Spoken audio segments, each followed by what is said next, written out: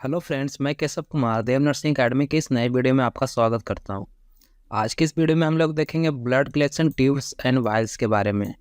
यानी हॉस्पिटल में जो ब्लड जाता है जांच के लिए, उसमें हम लोग कौन कौन सा ट्यूब यूज करते हैं और कब कब यूज करते हैं। उससे पहले हम लोग दो इंपॉर्टेंट टर्म के बारे में जानेंगे। पहला है फेल्वोटॉमी और दूसरा है फेल्वोटॉमिस्ट। फेल्वोटॉमी का मतलब होता है पेशेंट के ब्लड स्पेसिमेन को कलेक्ट करना और डायग्नोसिस और रिसर्च के लिए लेबोरेटरी में भेजना। और जो पर्सन इस प्रोसेस को करता है उसको हम लोग फेल्वोटॉमिस्ट कहते हैं। यानी पेशेंट के ब्लड को जो पर्सन कलेक्ट करता है उसको हम लोग फेल्वोटॉमिस्ट कहते हैं। अब हम लोग एक एक करके सारे ब्लड कलेक्शन ट्यूब्स के बारे में जानेंगे। पहला है पर्पल और लेवेंडर टॉप ट्यूब। इसमें जो एंटीकोगुलेंट पाया जाता है उसे एडीटीए कहते हैं। एडीटीए का फुल फॉर्म होता है ethylene diamine tetra acetic acid. इसमें जब हम लोग ब्लड कलेक्ट करते हैं तो उस ब्लड को कौन कौन सा टेस्ट के लिए भेजते हैं। तो पहला है सीबीसी टेस्ट, दूसरा है ईएसआर टेस्ट के लिए भेजते हैं, तीसरा है HbA1c टेस्ट के लिए भेजते हैं, मलेरिया पैरासाइट टेस्ट के लिए भेजते हैं, रेटिकुलोसाइट्स टेस्ट के लिए भेजते हैं, पैराथायरॉयड हार्मोन टेस्ट के लिए भी लेवेंडर टॉप ट्यूब में ही हम लोग ब्लड कलेक्शन को भेजते हैं। उसके आगे है रेड सेल फॉलेट टेस्ट और क्रॉस मैचिंग जब हम लोग करते हैं पेशेंट का, उसके लिए भी हम लोग लेवेंडर टॉप ट्यूब को ही यूज करते हैं। जैसा कि आपको पता है कि इसमें एडीटीए एंटीकोगुलेंट के रूप में पाया जाता है, तो इसमें ब्लड कलेक्ट करने के बाद ट्यूब को कम से कम 8 बार ज़रूर हिलाएं ताकि एडीटीए के साथ ब्लड अच्छे से मिक्स हो जाए। और इसमें हम लोग जो ब्लड लेते हैं वो 3 ml लेते हैं। नेक्स्ट है रेड टॉप ट्यूब, जिसे प्लेन और क्लॉट एक्टिवेटर ट्यूब के नाम से भी जानते हैं। इसमें कोई भी एंटीकोगुलेंट प्रेजेंट नहीं होता है। इस ट्यूब में ब्लड और सेरम ऑटोमेटिकली अलग हो जाता है, क्योंकि कोई भी एंटीकोगुलेंट नहीं होता है तो ब्लड थक्का के रूप में जम जाता है। इसमें जब हम लोग ब्लड लेते हैं तो वो उसका क्वांटिटी 6 ml होता है। अब देखते हैं इसमें कौन कौन सा टेस्ट हम लोग करते हैं। केमिस्ट्री टेस्ट करते हैं, इम्यूनोलॉजी टेस्ट करते हैं और सेरोलॉजी टेस्ट करते हैं। केमिस्ट्री टेस्ट में हम लोग enzyme, fats, electrolytes, proteins, vitamin और मिनरल्स के बारे में देखते हैं। इम्यूनोलॉजी टेस्ट में हम लोग एंटीबॉडी और पैथोजन को देखते हैं। और सेरोलॉजी टेस्ट में हम लोग प्रोटीन के बारे में जानते हैं जो हमारे इम्यून सिस्टम के द्वारा बनाया जाता है। अब एग्जाम्पल के रूप में सीधी समझें तो इसमें हम लोग LFT, KFT, sodium, potassium, chlorine वगैरह टेस्ट करते हैं। नेक्स्ट है ब्लू टॉप ट्यूब। इसमें सोडियम सिट्रेट नामक एक एडिटिव पाया जाता है जो एक रिवर्जिबल एंटीकोगुलेंट है। इस ट्यूब का यूज हम लोग कोगुलेशन स्क्रीन चेक करने के लिए करते हैं। जब हम लोग ब्लड लेते हैं तो इसमें 2.7 ml ब्लड कलेक्ट करते हैं। इसमें टेस्ट कौन कौन सा किया जाता है।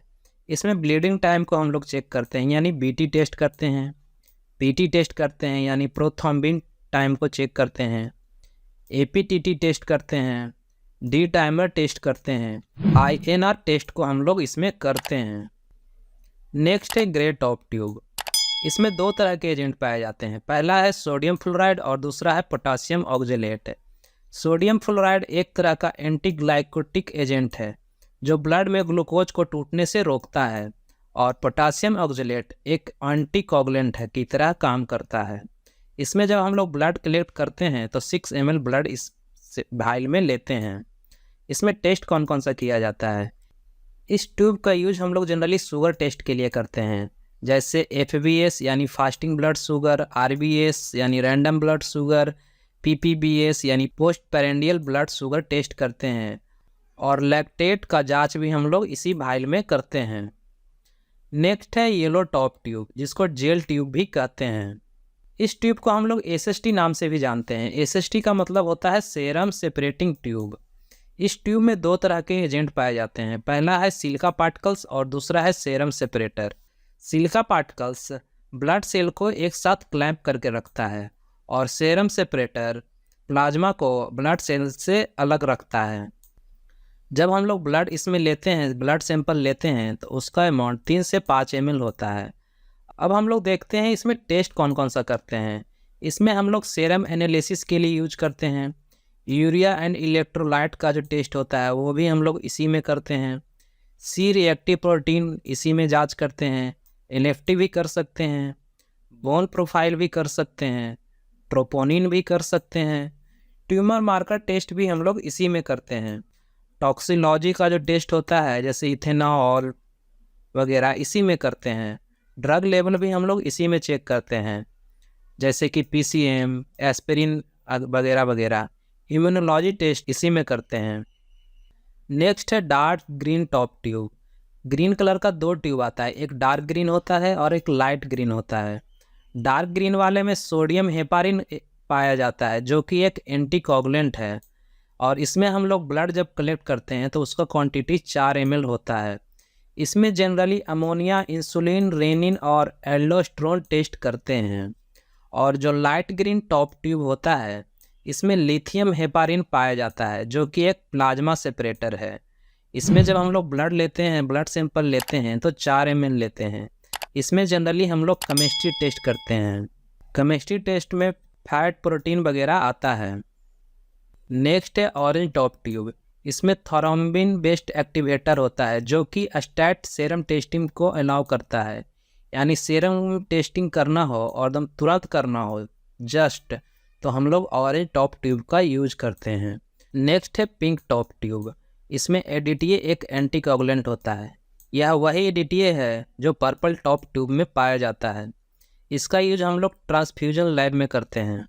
इसमें जब हम लोग ब्लड सैंपल कलेक्ट करते हैं तो वह 6 ml होना चाहिए, और इसका यूज हम लोग क्रॉस मैच पेशेंट का ब्लड ग्रुप कौन सा है या फिर डायरेक्ट कॉम्प टेस्ट के लिए करते हैं। नेक्स्ट है ब्लैक टॉप ट्यूब। इसमें हम लोग ESR जांच के लिए इसका हम लोग यूज करते हैं। नेक्स्ट है वाइट टॉप ट्यूब। इस ट्यूब का यूज हम लोग मॉलिक्यूलर डायग्नोसिस के लिए करते हैं।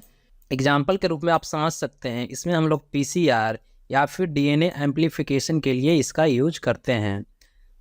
आगे हम लोग देखेंगे ऑर्डर ऑफ ड्रॉ क्या होता है, यानी जब हम लोग पेशेंट के शरीर से ब्लड लिए और उसे हम लोग एक से ज़्यादा ट्यूब में डालना हो, ठीक है। यानी कि मान लीजिए कि आपको रेड ट्यूब में डालना हो, ग्रीन ट्यूब में डालना हो और पर्पल ट्यूब में डालना हो, तो ब्लड एक सिरिंज के अंदर होता है। अगर आप लोग सबसे पहले पर्पल ट्यूब में मान लीजिए ब्लड को आपने डाल दिया, तो इसमें जो एंटीकोगुलेंट है वो सिरिंज के ऊपर लग जाएगा। उसके बाद अगर आप लोगों ने रेड ट्यूब के अंदर डाला तो रेड ट्यूब के अंदर भी वही एडीटीए आ जाएगा जो पर्पल ट्यूब के अंदर पाया जाता है।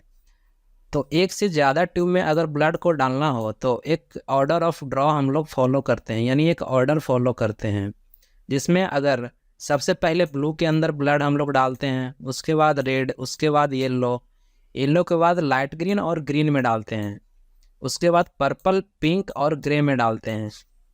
यानी एक ही ब्लड सैंपल को एक से ज़्यादा वाइल में डालना हो, रखना हो, तो हम लोग एक ऑर्डर ऑफ ड्रॉ फॉलो करते हैं, ठीक है। तो दोस्तों वीडियो कैसा लगा हमें कमेंट में ज़रूर बताएं। अगर वीडियो अच्छा लगा तो वीडियो को लाइक ज़रूर करें और देव नर्सिंग एकेडमी को ज़रूर सब्सक्राइब करें, ताकि आपको ऐसे ही अच्छी अच्छी वीडियो मिलते रहे। वीडियो देखने के लिए बहुत बहुत धन्यवाद।